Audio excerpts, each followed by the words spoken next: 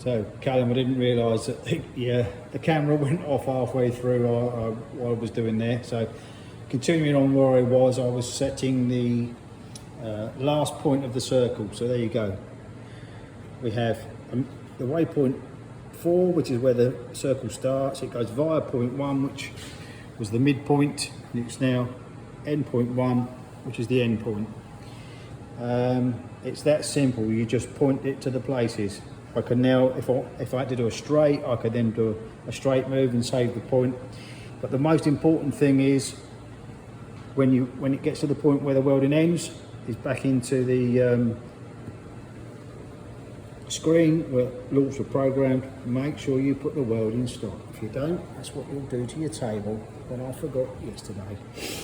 So, yeah, stop the welding. Then what I want to do is I'm going to put a J move back in. The J move is basically now we're going to get this thing out of the way. So I've already pre-programmed it. There we go. That's waypoint 5. And then the last one, what I've actually done here, we've got a link. We've got a link section. So I've actually linked it to your start point, which is brand home. Cool. Now I'll just move it there. This is the start. There we go.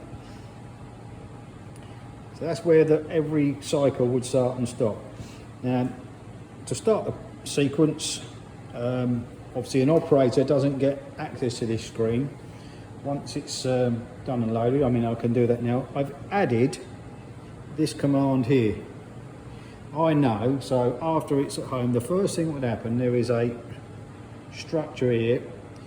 It is a wait command. So I've added a wait command to the tree. So I know that this emergency stop button stroke start switch is called start 1. It's been pre-programmed by Lorch as start 1. So I can do all sorts with this wait, but I know that if I wait for a digital input, and that digital input will be start 1, and low is off and high is on. So the program will not run now until we get a digital input from that button, which is what we just told it, start 1 is on. Also, just for programming things, I can launch this Lorch software again. I can do several things. I can retract the wire. You can see the wire is retracting. I can move the wire back again. There we go. Yep. I can turn the gas on. I can turn the cooler on and off. But one of the most important things I want to do is when I'm testing, I don't want it to weld, so I'm going to turn that off. So there's no welding. So now that program is saved.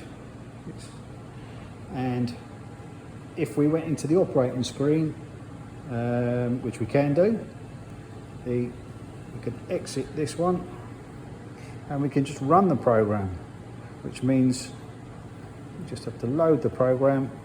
It was called brand. There we go.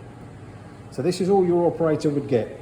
So at the start of the day, that's saying this can now go. This can now be put back in the home position. So all that we need to do now is welds off. I know that. We've started, and it's going to go round here. And imagine I've got the weld set turned off, but it's welding now. So you're going around there. You could be doing something else. I mean, this is why some people do 2 or 3 jobs on one table.